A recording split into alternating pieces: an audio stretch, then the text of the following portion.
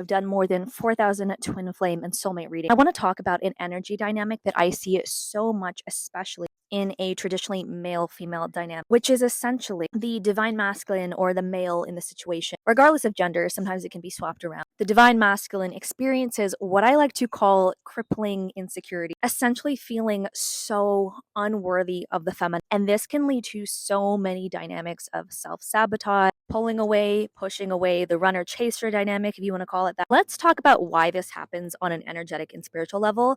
And then I'm going to give you some advice for how you, as the feminine counterpart, can begin to stabilize and heal your own energy field to assist calling in that love and helping your counterpart stabilize the connection as well. The reason this happens is because in our history as human beings, we've never actually seen truly healthy divine feminine and divine masculine energy. We've always had our inner masculine and inner feminine be out of balance. If you look at how controlling, tyrannical, violent, and abusive the collective masculine consciousness has been historically, we've never actually seen divine masculines in a state of power or even in their divinity. So that means on the twin flame journey or the spiritual journey, you and your counterpart, this person in your soul family, come down to earth and basically agree to learn how to cultivate that divine feminine and divine masculine energy in a healthy way. So your divine masculine and you are going to feel every single type of societal wound, blockage, limiting belief, insecurity, you name it. That is why they feel what I like to coin that crippling insecurity. Because if you are at all intuitive, tap into your intuition,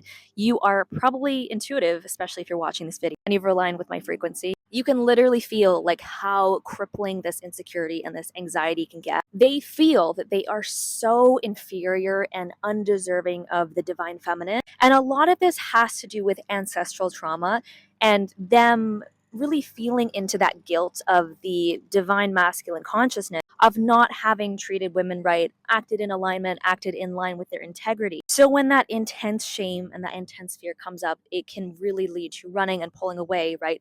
Getting away from that trigger and how bad they feel because of it. What you can do here as the divine feminine is to anchor so firmly into your heart and into that frequency of self love. And this is all really about healing your relationship to your own masculine energy.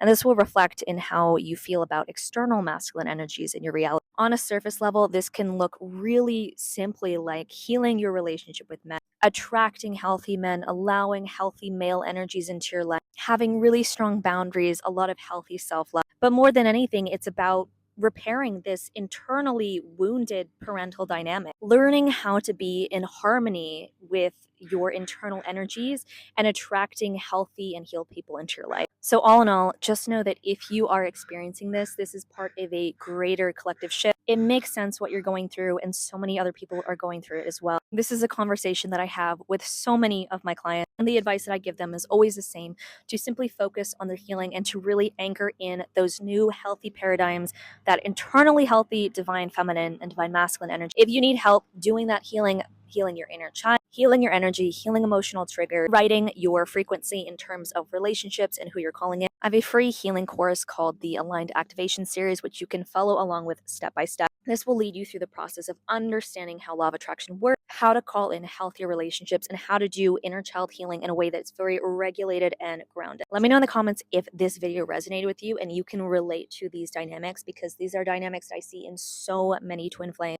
And of course, follow for more.